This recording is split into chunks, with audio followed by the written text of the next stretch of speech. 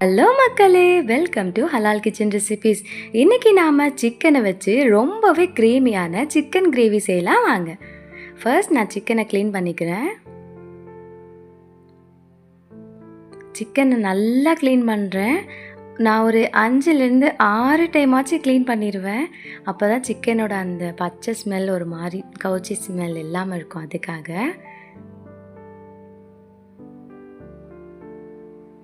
நல்லா வாஷ் பண்ணிக்கலாம். அவ்வளோதான், வெள்ளை வெள்ளையே நல்லா க்ளீன் ஆயிடுச்சு. பார்த்தீங்களா, இந்த அளவுக்கு க்ளீனாக கழுகிக்கலாம்.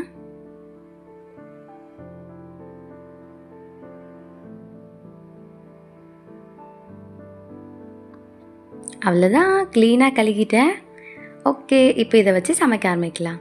ஃபர்ஸ்ட் இதுக்கு தேவையான அளவுக்கு ஒரு 5 பெரிய வெங்காயத்தை எண்ணெயில் நல்லா பொரிச்சு எடுத்துக்க போகிறேன். எண்ணெய் சூடாயிருச்சு. இப்போது வெங்காயம் எல்லாத்தையும் இதில் போட்டு நல்லா ப்ரௌனாக நம்ம இதை பொரிச்சு எடுக்க போகிறோம்.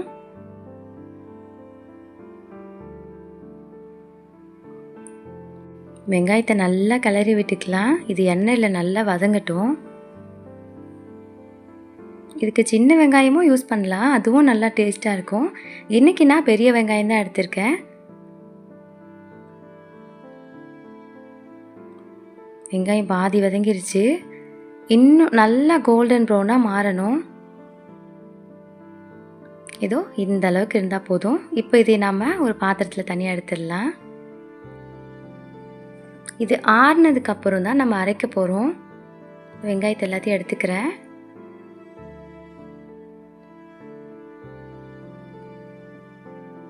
அவ்வளோதான், இதுக்கு தேவையான மசாலா பார்க்கலாம்.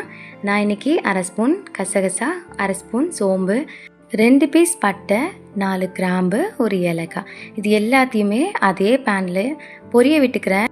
கசகசா போட்டிருக்கிறதுனால அது அப்படியே நல்லா பொரிஞ்சு வரும். நல்லா கொஞ்சம் ப்ரௌன் ஆகட்டும். அவ்வளோதான், இந்த அளவுக்கு இருந்தால் போதும். இது எல்லாத்தையும் இப்போ ஒரு ஜாரில் மாற்றி அரைக்க போகிறோம்.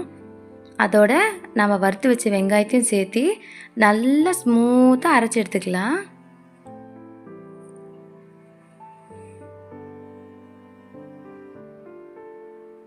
நல்லா இது அப்படியே க்ரீம் மாதிரி இருக்கும்.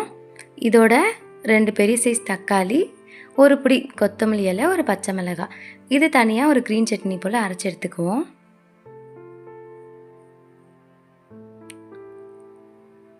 இது 2 மசாலாவும் இந்த சிக்கன் கிரேவிக்கு அவ்வளோ ஒரு ஃப்ளேவர் கொடுக்கும். இப்போ எண்ணெய் சூடானதும் இதை போட்டு வதக்க ஆரம்பிக்கலாம். இதோட அந்த க்ரீன் சட்னி மசாலா இருக்குல்ல, அதுவும் சேர்த்து 2 மசாலாவையும் நல்லா வதக்குவோம்.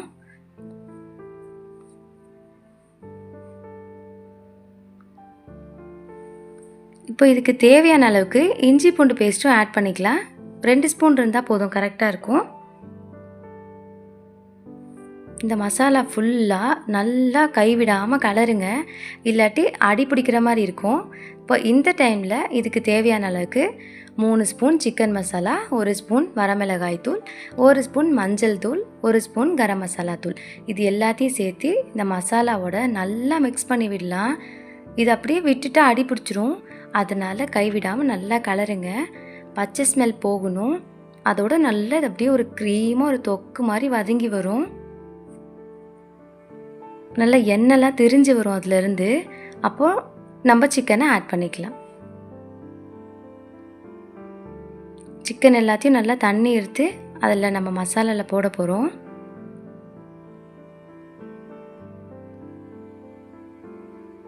அவ்வளோதான், இது மசாலாவோட நல்லா சேர்த்து மிக்ஸ் பண்ணலாம். இதுக்கு நான் தண்ணி ஊற்ற போகிறதில்ல, ஏன்னா இந்த சிக்கன்லேருந்து வர தண்ணியே நல்லா ஒரு கிரேவி போல் சூப்பராக குக்காகி வரும். நல்லா மசாலாவை கலரி விட்டுக்கலாம். இப்போ இதுக்கு தேவையான அளவுக்கு நம்ம உப்பையும் ஆட் பண்ணிக்கலாம்.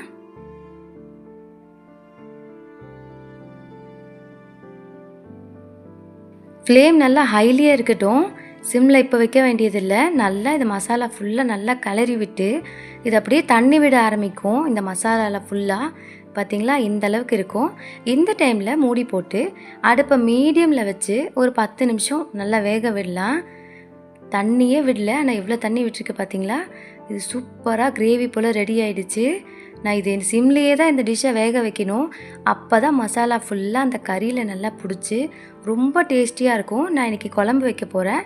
அதனால் எனக்கு தேவையான அளவுக்கு நான் தண்ணி ஆட் பண்ணிக்கிறேன். ரொம்ப தண்ணி ஊற்றிடக்கூடாது.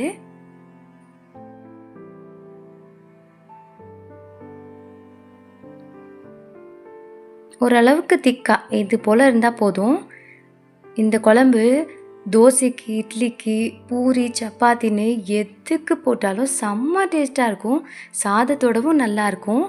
அவ்வளோதான், கறி குழம்பு நல்லா கொதித்து கறி ஃபுல்லாக வெந்துடுச்சு. இந்த டைமில் ஒரு 1/4 மூடி போல் தேங்காய் அரைச்சி அதுவும் நான் ஆட் பண்ணிக்கிறேன். நல்லா கிளறி விடலாம். அவ்வளோ ஸ்மெல்லாக இருக்கும், சூப்பராக இருக்கும். கண்டிப்பாக ட்ரை பண்ணி பாருங்கள்.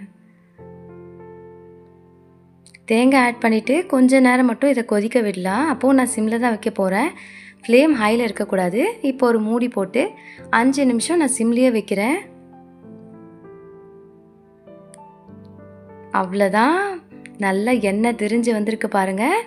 சூப்பரான குழம்பு ரெடி ஆகிடுச்சு. கண்டிப்பாக ட்ரை பண்ணி பாருங்கள். ரொம்ப அருமையாக இருக்கும். நல்லா கறி ஃபுல்லாக வெந்துட்டு நல்லா இருக்குது. மறக்காமல் ட்ரை பண்ணுங்கள். ரொம்பவே டேஸ்டியாக இருக்கும். இந்த வீடியோ பிடிச்சிருந்தா எங்கள் சேனலை சப்ஸ்கிரைப் பண்ணுங்கள்.